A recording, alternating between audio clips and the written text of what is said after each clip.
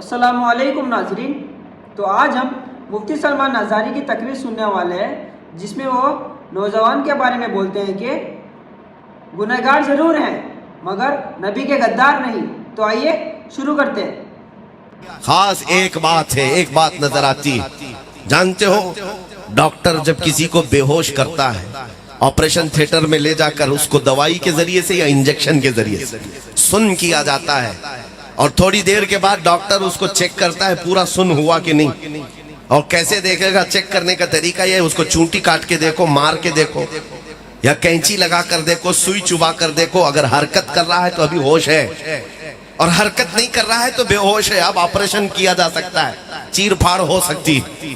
یہ operation theatre کا نظام ہے کہ بے ہوش کرنے کے بعد تھوڑی دیر چھوڑ دیا جائے گا، اس کو پورا سن ہو جائے۔ پوری دنیا میں امت مصطفیٰ کو بے ہوش کرنے کے لیے تمہیں نشہ دیا گیا ہے برسوں سے۔ عرب تو بے ہوش ہو گیا ہے، ان کو انٹرنیٹ کا نشہ دیا گیا، تمہیں بھی دیا گیا۔ اتنا نشہ دیا گیا ہے کہ ہر محلہ آج نشہ سے بھرپور ہے، اور اس کے بعد اب دنیا چیک کرنا شروع کر چکی ہے یہ پورے بے ہوش ہیں یا نہیں، اور امت کو چیک کرنے کا طریقہ ان کے پاس صرف ایک ہی ہے۔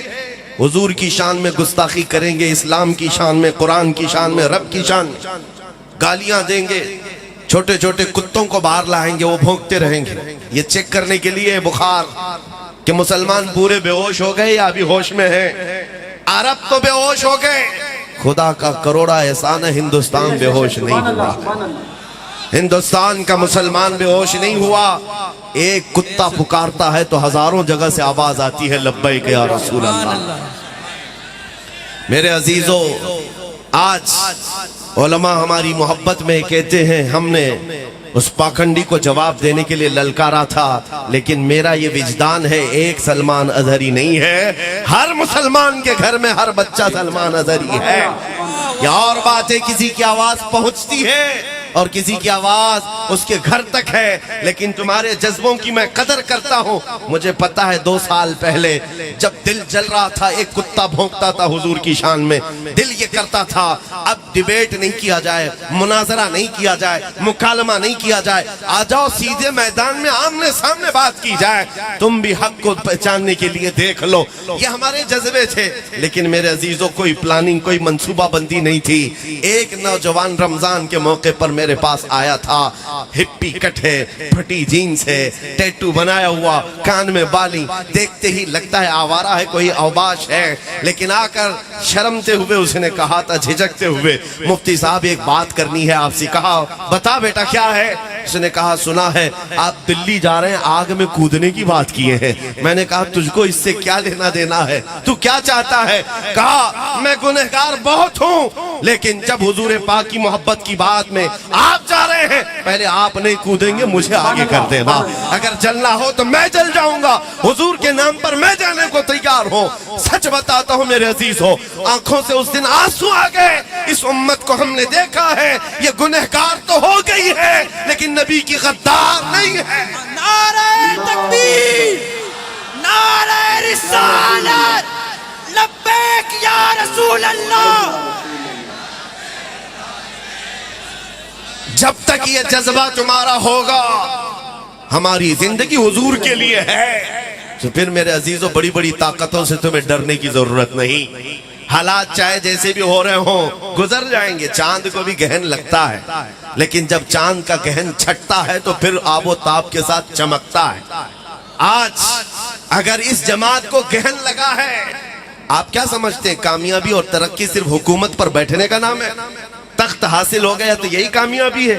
نہیں، کامیابی اگر تخت کا ہی نام ہے تو کیا فرعون بڑا کامیاب آدمی ہے؟ نمرود بڑا کامیاب آدمی ہے؟ نہیں، صرف تخت پر بیٹھنے کا نام کامیابی نہیں ہے۔ عزت و وقار کے ساتھ رب تبارک و تعالیٰ تمہیں بے نیاز بنا کر رکھا ہے، غیروں کے سامنے تمہارا سر نہیں جھکتا روٹی کپڑے کے نام پر، تو سب سے بڑی عزت تمہارے پاس ہے۔ آج بھی الحمدللہ ہمارا یہ یقین ہے، اس قوم کو اگر کوئی جھکا سکتا ہے تو صرف ایک ہی نام پر، جب اللہ اکبر کہا جائے تبھی یہ قوم جھکتی ہے، ورنہ کسی کے باپ کے نام پر کبھی بھی نہیں جھکتی۔ حقیقت ہے یا نہیں؟ مسجدوں میں جاؤ، کوئی امام اپنے باپ کا نام لے کر جھکا پائے گا آپ کو؟ کہے اپنے باپ کے نام سے رکوع میں چلو سجدے میں چلو، کوئی نہیں جائے گا. لیکن ایک چھوٹا بچہ بھی حافظ قرآن اللہ کا نام لے کر جھکائے تو بڑا بڑا مالدار بھی سجدے میں چلا جائے. سبحان اللہ. یہ ہماری خاصیت ہے، یہ اسپیشلیٹی ہے. یہ میں ان کو سنانا چاہتا ہوں جو دولت کا لالی پاپ دکھا کر کے اور 10 سال کی حکومت کا لالی پاپ دکھا کر کے کہے آ جاؤ چرنوں میں سر رکھ لو سب تمہارا ہے. ایسے حالات ہم نے بہت دیکھے ہیں، بہت دیکھے ہیں. تمہارے پاس وہ آ سکتا ہے جو پہلے سے غدار ہو، جو نبی کا وفادار ہے. تمہارے یہ کروڑوں کی ٹھوکر مار کر یہ اعلان تمہارے سر پر چڑھ کر کے کہے گا اپنا سب کچھ گنبد خضرا کل بھی تھا اور آج بھی ہے، میرے نبی سے میرا رشتہ کل بھی تھا اور سبحان اللہ. بتلا دو گستاخ نبی کو غیرت سنی زندہ ہے، ان پہ مر مٹنے کا جذبہ کل بھی تھا اور یہ یقین کے ساتھ. میرے مسلمان بھائیوں، اللہ تعالیٰ نے ہمیں ایمان کی دولت سے نوازا ہے، تو اسی لیے آپ بھی نماز پڑھا کریں اور اپنی پابندی سے نماز اور قرآن پڑھا کریں. السلام علیکم. وعلیکم السلام.